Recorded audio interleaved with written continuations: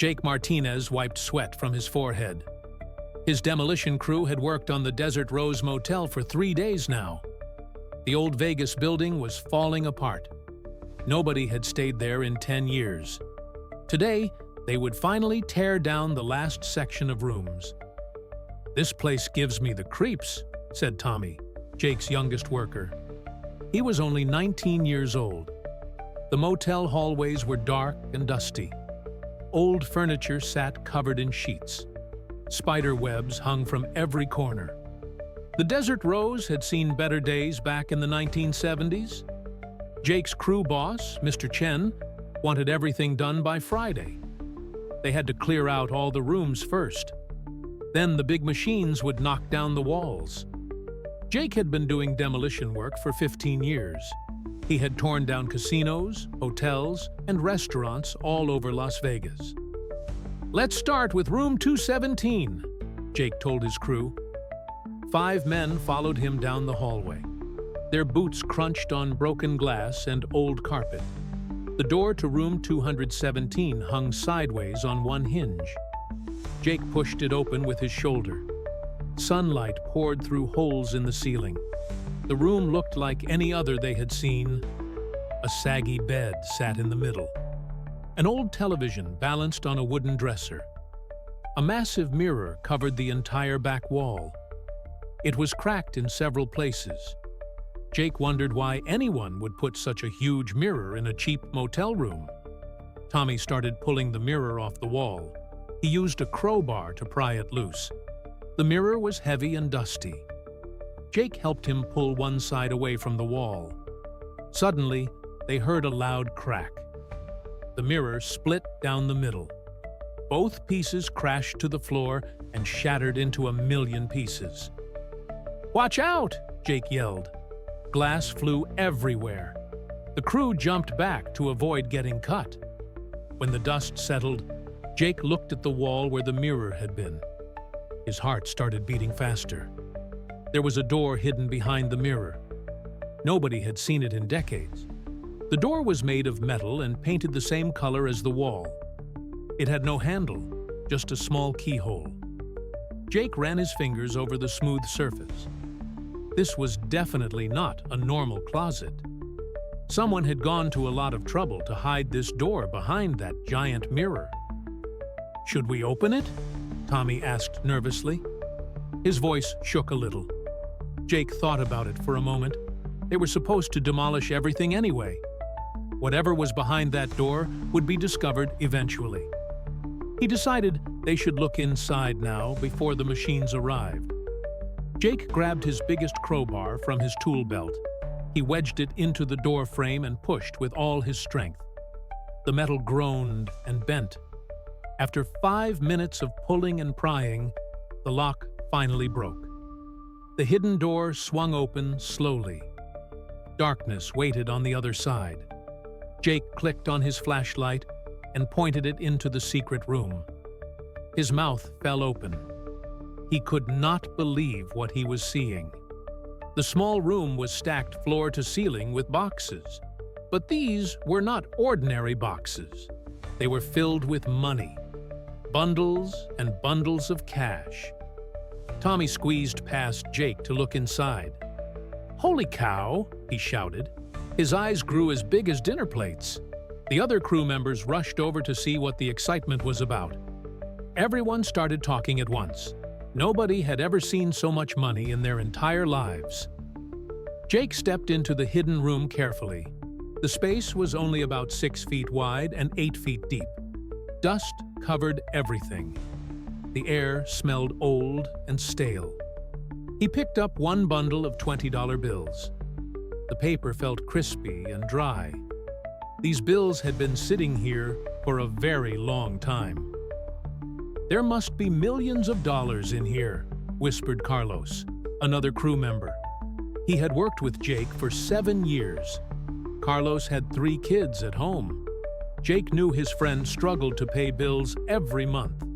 Everyone on the crew worked hard, but never had enough money.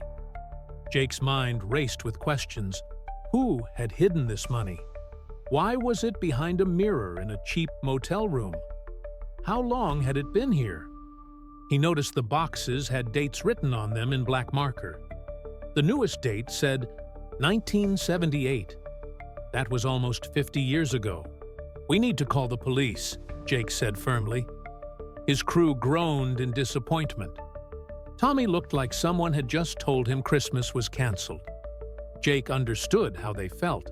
Finding this much money was like winning the lottery. But he knew it was not theirs to keep.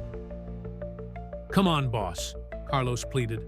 "Nobody knows this money exists. The motel is being torn down anyway. We could split it between us. My daughter needs braces. Tommy's mom is sick. We all have problems that money could solve. Just think about it for a minute." Jake did think about it. His own son needed money for college next year. His wife had been working 2 jobs to help save up. This money could change their lives forever. They could pay off their house, take a real vacation, stop worrying about every single dollar they spent. But Jake also knew this money had a story. Someone had hidden it for a reason. It might be stolen.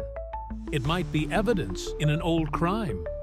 Taking it would make them criminals too. He had worked too hard to build an honest life. He would not throw it away now. "I'm calling the police," Jake said again. This time his voice was stronger. He pulled out his cell phone. His hands shook a little as he dialed. Carlos shook his head and walked away.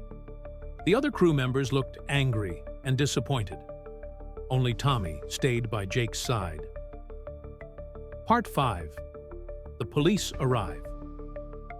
2 police officers arrived within 20 minutes.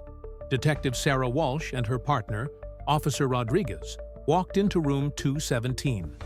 Jake showed them the hidden door and the secret room full of cash. Detective Walsh whistled when she saw all the money. She immediately called for backup and crime scene investigators. "You did the right thing calling us," Detective Walsh told Jake. She had short brown hair and kind eyes. Jake felt a little better hearing her words. Officer Rodriguez took pictures of everything with his camera. More police cars pulled up outside. Soon the entire motel was surrounded by officers. Detective Walsh asked Jake questions about finding the hidden room. He told her everything that happened. She wrote notes in a small notebook. Jake noticed her hands were shaking slightly too. Even police officers did not see this much cash every day. This was a major discovery. This motel was owned by the mob back in the 70s, Detective Walsh explained. She had researched the Desert Rose Motel on her computer. Many Las Vegas businesses had mob connections in those days. They stole money from casinos in a scheme called skimming. That money had to be hidden somewhere safe. "You probably found someone's secret stash," she continued. "The person who hid it likely went to prison or died before they could come back for it. Now it belonged to the state of Nevada." Jake felt disappointed, but also relieved. At least he had done the honest thing. His conscience was clear. Part 6. Making the news. By evening, news reporters surrounded the Desert Rose Motel. Cameras and microphones pointed at Jake from every direction. Detective Walsh let him tell the story of finding the hidden room. Jake felt nervous talking on television. He had never been on the news before in his entire life. "How does it feel to find almost $2 million?" a reporter asked. She had perfect hair and bright red lipstick. Jake thought about his answer carefully. He wanted to say the right thing. His wife and son would be watching at home. His crew would be watching too. "It feels good to do what's right," Jake answered honestly. Some reporters looked surprised by his response. They probably expected him to say he wished he could keep it. But Jake meant what he said. He felt proud of himself. His father had always taught him to be honest no matter what. The news story spread quickly across Las Vegas and then across the whole country. By the next morning, Jake's phone would not stop ringing. Newspapers wanted interviews. Television shows wanted him to appear as a guest. Everyone loved the story of an honest demolition worker finding mob money. Jake's crew saw him on television that night. Carlos called to apologize for getting angry earlier. He said Jake was right to call the police. Tommy sent a text message saying he was proud to work with someone so honest. Even Mr. Chen called to congratulate Jake. A week later, Detective Walsh called Jake with surprising news. The state of Nevada had a reward program for people who found stolen money and turned it in. Because the money had been hidden for so long, Jake's crew would receive 10% as a finder's fee. That meant almost $200,000. Jake could hardly believe what he was hearing. His voice cracked with emotion as he thanked the detective. She laughed and said he deserved it. Not many people would have called the police in his situation. His honesty had earned him and his crew a life-changing reward after all. The money would be split among the 6 crew members who were working that day. Each man would get about $30,000. That was more money than any of them made in a whole year. Jake immediately thought about his son's college fund. Now they could afford any school he wanted. Carlos cried when Jake told him the news. His daughter could get her braces. His family could finally take a vacation. Tommy called his sick mother right away. He could pay for better medical care now. Every crew member had their own dreams for the money they would receive.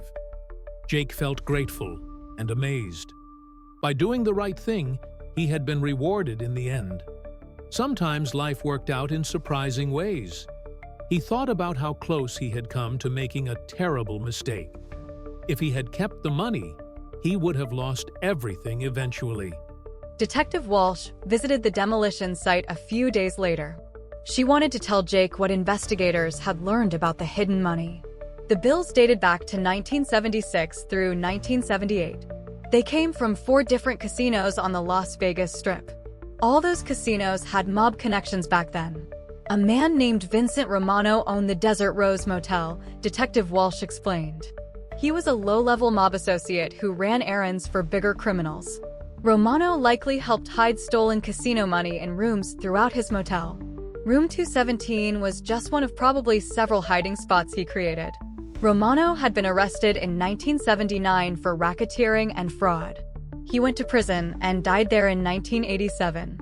He never told anyone about the money he had hidden. Maybe he thought he could retrieve it someday after getting released. That day never came for poor Vincent Romano. Detective Walsh showed Jake old photographs from the 1970s. The Desert Rose Motel looked beautiful back then. Neon lights spelled out the name in bright pink letters. Famous singers and movie stars had stayed there. Now it was just a pile of rubble waiting to be cleared away. Your discovery helped close some very old cases, Detective Walsh said with a smile. The FBI had been looking for this stolen money for decades. They never imagined it was sitting behind a mirror in a forgotten motel. Jake felt proud that his discovery had helped solve historical crimes. 3 months later, Jake's life looked completely different. His son had been accepted to his dream college with a full scholarship.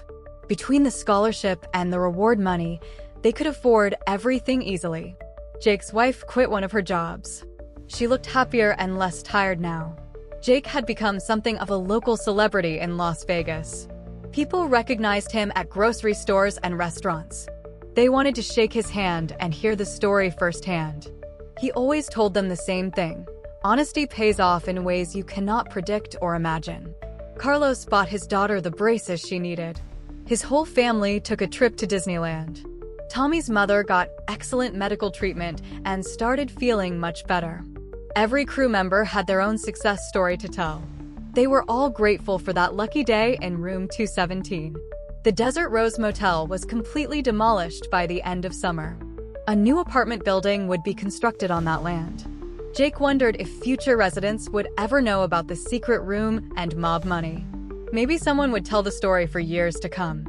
Jake's demolition company got much more business after the news coverage.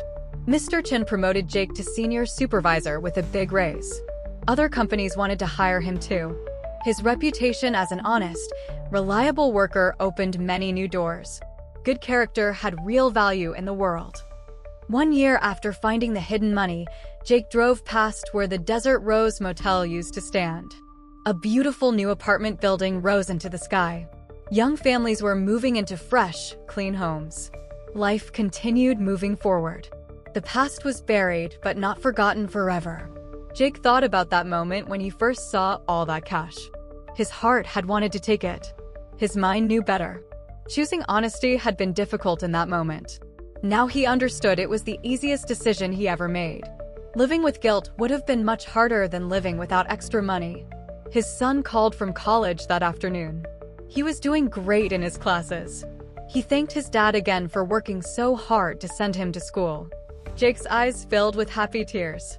This was what really mattered. Not hidden money or mob stories. Just family, integrity, and doing your best every single day. Tommy still worked on Jake's crew. He had become a reliable, hardworking young man. Carlos had been promoted too. The whole crew was doing well. They sometimes joked about their adventure finding mob money. But they all agreed Jake had made the right call that day in room 217. Jake pulled into his driveway feeling content and peaceful. His wife greeted him with a warm hug. They sat on the porch watching the sunset paint the Las Vegas sky orange and pink. Life was good. Not because they had found money, but because they had chosen to be good people. That was the real treasure worth keeping.